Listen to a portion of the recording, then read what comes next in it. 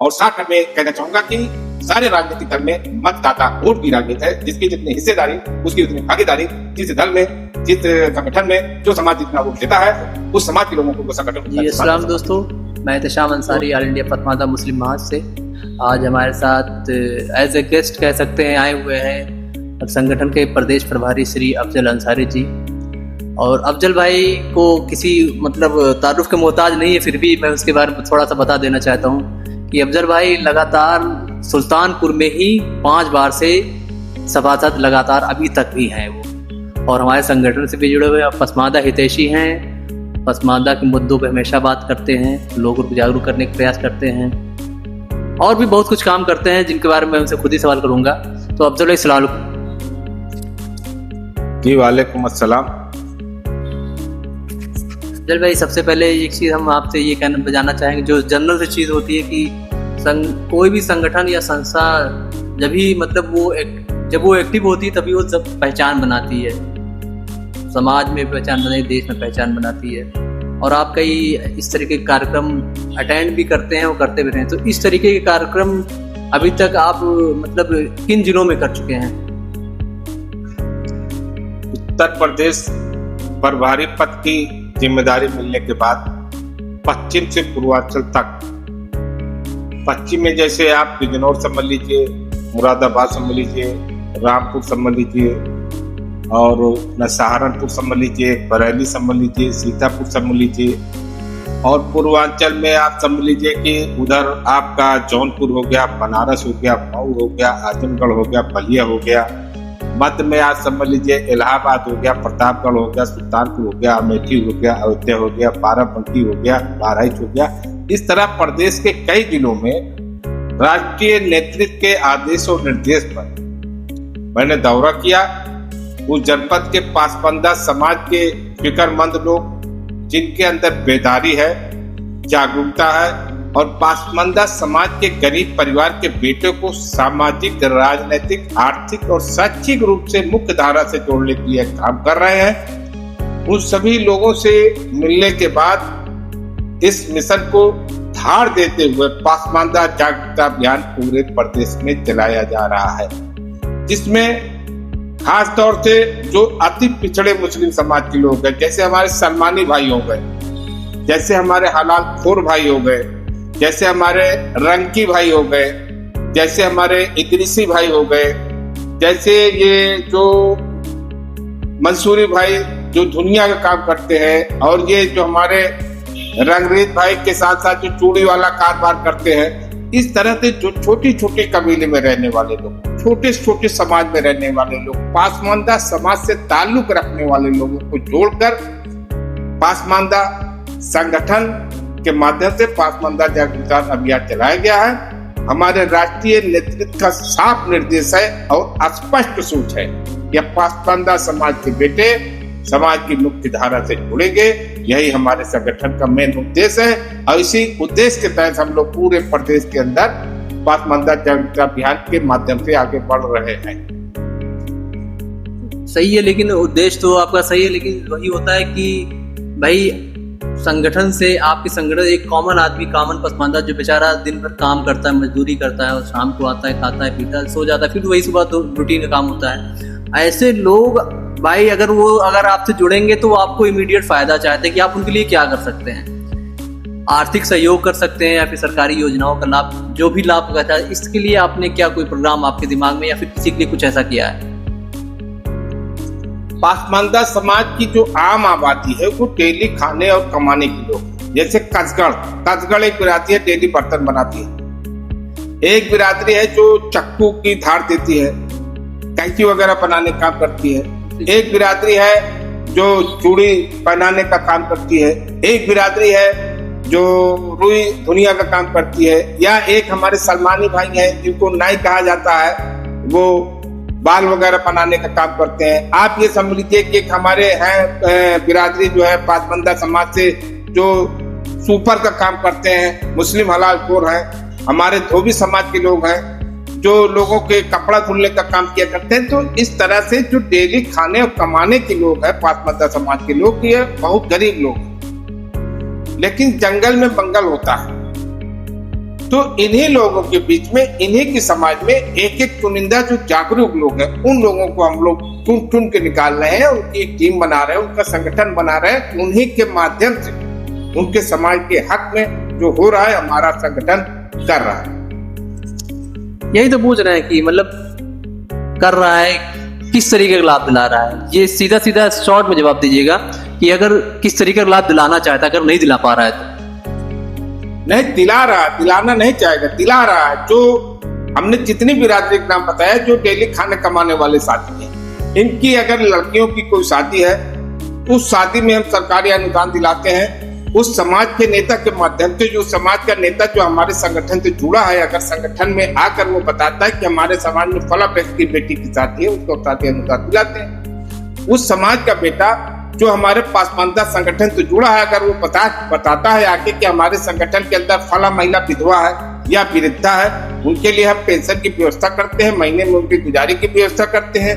इस प्रकार से किसी के इलाज की समस्या है या किसी का आयुष्मान कार्ड बनवाना है, तो उस समाज का बेटा आएगा हमारे संगठन में, जो हमारे संगठन से जुड़ा है। तो संगठन में जो बात बताएगा, संगठन के माध्यम से हम उनका आयुष्मान कार्ड भी बनवाते हैं। ये जितने भी बिरादरी डेली खाने कमाने वाली है, ये आर्थिक रूप से अगर कमजोर है, तो जाहिर सी बात है कि इनके मकान कच्चे होंगे, इनके मकान टीने के होंगे, इनके मकानों पे झोपड़ी लगी होगी, इनके मकानों पे जो है तिरपाल लगे होंगे, ये कहीं किसी दरख्त के नीचे रहते होंगे, कहीं झोपड़ी झुग्गी टीने में रहते होंगे। तो इनके समाज का जो बेटा जो हमारे संगठन से जुड़ा हुआ है, उसकी बात पर सुनी जाती है, समझी जाती है। और मैं राष्ट्रीय नेतृत्व से सुझाव भी लेता हूं, अनुमति भी लेता हूं, उनकी सहमत भी लेता हूं। प्रधानमंत्री आवास एक ऐसी योजना है, पूरे प्रदेश के अंदर इस बात का मैं चैलेंज करता हूं कि कोई भी पासमानदा समाज का बेटा अगर किसी के पास मकान नहीं है, तो वो पासमानदा समाज के परिवार को मकान दिलाने की जिम्मेदारी हमारे संगठन की है। और हम लोगों के संगठन में जो भी आया है, इस एक साल के अंदर कम से कम हजारों लोगों को प्रधानमंत्री आवास दिलाने का कार्य किया गया है, संगठन के माध्यम से किया गया है। आवश्यकता पड़ने पर मैं चैनल के माध्यम से आवाम के सामने सूची भी उपलब्ध करा दूंगा। एक्चुअली ये तो बहुत ही अच्छा काम है कि जिस तरीके से संगठन काम कर रहा है। संगठन का काम यही होता है कि गरीब मजलूम लोगों का सहारा बनना। एक सवाल बहुत लोगों को खटकती है अफजल भाई, छोटा सा सवाल है, उसका छोटा सा जवाब भी चाहूंगा, बहुत लंबा नहीं खींचना इसको, कि गरीब सिर्फ पसमानदा है। लोग बताते हैं गरीब सिर्फ पसमानदा ही नहीं है, गरीब सिर्फ पिछड़ा ही नहीं है। अगर कोई अशराफ वर्ग का व्यक्ति आपसे मदद मांगना चाहे, आपकी संगठन से जुड़ना चाहे, उसके लिए क्या है, क्या उसकी मदद की जाएगी जात के नाम पर? कोई भी अशराफ समाज का बेटा है तो हमारा इस्लामी भाई, मजहब इस्लाम को मानने वाले के साथ साथ कोई गैर मुस्लिम भी हमारे संगठन में अगर आता है मदद मांगने और वो गरीब है, हकदार है, हमारा संगठन उसके साथ हर तरह से मदद करता है और मदद करने के लिए तैयार है, इंसानियत के नाते।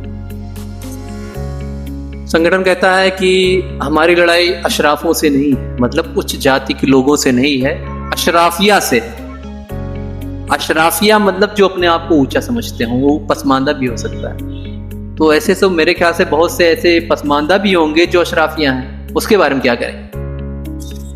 हमारे समझ से हमारी लड़ाई किसी व्यक्ति विशेष से नहीं है, हमारी लड़ाई किसी समाज से नहीं है, ये एक विचारधारा की लड़ाई है। जो लोग पासमानदा समाज के या किसी भी गरीब व्यक्ति को सामाजिक भेदभाव से, हीन भावनाओं से, नफरत भरी निगाह से देखते हैं, यही हमारे संगठन का मिशन है। जो कमजोर लोग हैं उनकी मदद करके, उनको जागरूक करके, बेदारी पैदा करके उनको आगे बढ़ाया जाए, यही हमारा मिशन है। अभी 10 अगस्त ही था शायद, हाँ 10 अगस्त को हम लोगों ने ज्ञापन दिया जिलाधिकारी को, धारा 341 जो धार्मिक पाबंदी लगी हुई है, जिसकी वजह से मुसलमानों को हिंदुओं की तरह आरक्षण नहीं मिल पाया। तो इसके लिए कई लोगों ने, संगठन ने ज्ञापन दिया, आपने भी दिया है ज्ञापन, ठीक है, लेकिन क्या आपको लगता है कि सिर्फ ज्ञापन देने से ही सरकार आपकी बात सुनेगी? ये लोकतंत्र है, ज्ञापन के माध्यम से सरकार के पास प्रशासन के जरिए अपनी बात पहुंचाई जाती है। और धारा 341 जो हमारे हिंदू समाज के धोबी भाई हैं, हमारे सफाई कर्मी भाई हैं, हमारे सुपर भाई हैं, हलालखोर भाई हैं और हमारे नाई भाई हैं, उसी प्रकार से मुस्लिम समाज के जो धोबी भाई हैं, जो हलाल को सफाई वाले भाई हैं, जो नाई भाई हैं, जो हिंदू समाज के भाई हैं, सुविधा सरकार द्वारा मिल रही है संविधान द्वारा, वही सुविधा वही हमारे पासमानदा समाज के लोगों को भी मिलना चाहिए, क्योंकि वही कार्य वो भी कर रहे हैं, उसी समाज के वो भी है, वही कार्य भी कर रहे हैं, उसी समाज के भी है।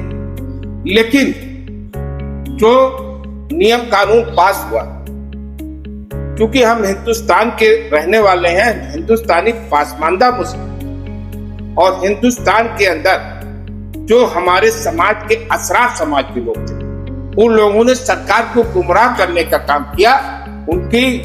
वो नहीं चाहते थे कि हमारे आम गरीब मुसलमानों को भी पूरी तरह से सुविधा मिले और यह भी समाज की मुख्य धारा से जुड़े। लेकिन लोकतांत्रिक तरीके से अंतर्गत प्रदेश के कई जनपदों में जिलाधिकारी महोदय को ज्ञापन दिया गया, प्रशासन के पास तक बात पहुंचेगी, और आज नहीं कल नहीं परसों, जब तक हमारी मांग पूरी नहीं होगी, हम विधिक तरीके से, वैधानिक तरीके से अपनी आवाज पासमानदा समाज के हक में उठाते रहेंगे। लोग कहते हैं, जो पसमानदा एक्टिविस्ट हैं, स्कॉलर हैं, वो बोलते हैं कि 10 अगस्त 1950 का ब्लैक डे बोलते हैं, इसको काला दिन मनाया जाता है, बोलते हैं इसको ब्लैक डे मनाना चाहिए। वो तो ब्लैक डे मनाते रहो, उससे किसी कोई फर्क नहीं पड़ने वाला है। लेकिन हम ये कहेंगे कि जैसे आपने ज्ञापन की बात कही, अभी हाल ही में एक प्रोटेस्ट हुआ था CJP का, कॉकरोच जनता पार्टी का, उन्होंने क्या किया, एकदम से जबरदस्त प्रोटेस्ट हुआ, सरकार आखिरकार मजबूरी में सही उनका इस्तीफा हो गया, जिनको वो चाहते थे, उनकी मांग पूरी हो गई। कहने का मतलब ये है कि जब तक आप जमीन पे नहीं उतरेंगे, सर अपना नहीं दिखाएंगे सरकार को, यहाँ पे सरों की गिनती है, आपकी जितनी संख्या बल दिखाएंगे आप अपना दबाव डाल सकते हैं। सर दिखाने वाला काम कब से होगा? मीन्स इस टाइप का प्रोटेस्ट तो मैं नहीं कहूंगा हो, लेकिन कम से कम सरकार को तो लगे भाई 1000 लोग आ रहे हैं, 5000 लोग हैं, 100 लोग हैं इनके पास, कुछ तो दिख ही नहीं रहा है। लोकतांत्रिक तरीके से किसी भी विषय पर समाज के हक में सड़क से लेकर सदन तक आवाज उठाई जाती है, और इतिहास गवाह हिंदुस्तान के अंदर जब तक सड़क से लेकर सदन तक आवाज नहीं उठी है, किसी प्रकार की कोई मांग नहीं पूरी गई। लेकिन मैं उत्तर प्रदेश का प्रदेश का प्रभारी हूँ, और ये समस्या पूरे देश की है। राष्ट्रीय नेतृत्व का जो आदेश निर्देश होगा, राष्ट्रीय नेतृत्व के ही सुझाव पर, उनके मार्गदर्शन में ही सड़क से लेकर हर प्रकार के सभी जिलों के अंदर आंदोलन किया जा सकता है। लेकिन राष्ट्रीय नेतृत्व की जो मंशा होगी, उनके आदेश निर्देश पर पूरे देश में भी आंदोलन हो सकता है। लेकिन हम पासमानदा समाज के लोग बहुत धीमी गति से लोकतंत्र को ध्यान में रखते हुए संविधान के दायरे के अंतर्गत अपनी बात सरकार तक पहुंचाते हैं। प्रोटेस्ट भी संविधान का वैसे दायरा ही है, वो तो सही है कि जब तक दिशा निर्देश नहीं आएगा तब तक वो सब चीजें, क्योंकि एक टीम वर्क होता है, बहुत बड़ा प्लान होता है, बहुत बड़ा पैसा होना चाहिए इन सब चीजों के लिए। अफजल भाई, सबसे बड़ी चीज ये मैं कहना चाहूंगा कि जो अभी रिसेंटली भारत सरकार की योजनाएं चल रही हैं, उसमें आप तो खैर कोशिश करते रहते हैं पसमानदा साथियों को लाभ दिलाने के लिए, लेकिन खास करके मैं भाजपा की बात बोल रहा हूँ, क्योंकि भाजपा सेंटर में भी है और स्टेट में भी है और सेंटर में भी है। प्रधानमंत्री नरेंद्र मोदी जी ने 2-3 बार बात कही पसमानदा मुसलमानों की, हमारी खुशनसीबी है कि उन्होंने बात कही और हमको एक राष्ट्रीय मुद्दा बना दिया। लेकिन आपको ये नहीं लगता कि अल्पसंख्यक प्रकोष्ठ जो भाजपा का है, उसमें भी पसमानदा को जगह दे सकती है? भाई हम 85% हैं। आज उत्तर प्रदेश का प्रदेश अध्यक्ष एक खास वर्ग का है, हम प्रदेश अध्यक्ष में ना आए, लेकिन कहीं कोई उसी अल्पसंख्यक प्रकोष्ठ में ही सरकार जगह दे, ऐसा कुछ नहीं किया जा सकता। समय में पासमानदा मिशन के तहत बात कर रहा हूँ, पासमानदा मंच पे बात कर रहा हूँ। और अगर सियासी बात होगी तो सभी राजनीतिक दल का नाम आना चाहिए, और जब सभी राजनीतिक दल का नाम आएगा तो विषय लंबा हो जाएगा। इसलिए मैं ये चाहूंगा कि इस विषय पे फिर कभी आप बात कर सकते हैं। पासमानदा मिशन, हमारा समाज आगे बढ़े, हमारा समाज मजबूत रहे। और शॉर्टकट में कहना चाहूंगा कि सारे राजनीतिक दल में मतदाता वोट की राजनीति है, जिसकी जितनी हिस्सेदारी उसकी उतनी भागीदारी, जिस दल में, जिस संगठन में जो समाज जितना वोट देता है, उस समाज के लोगों को वो संगठन उतना रिस्पॉन्स और सम्मान देता है। तो अफजल भाई हमारे साथ जुड़े हुए थे, और इंटरव्यू सोच रहा हूँ कि बहुत ज़्यादा लंबा ना हो। इंशाल्लाह कभी फिर इस मुद्दे पे बात किया जाएगा, जो भी मैंने भाजपा मतलब पार्टी को लेकर के बात कही कि अल्पसंख्यक विभाग में क्यों नहीं पसमानदा को जगह दी जा रही है, इसके लिए बाद में चर्चा करेंगे। फिलहाल के अस्सलाम वालेकुम। जी अस्सलाम वालेकुम।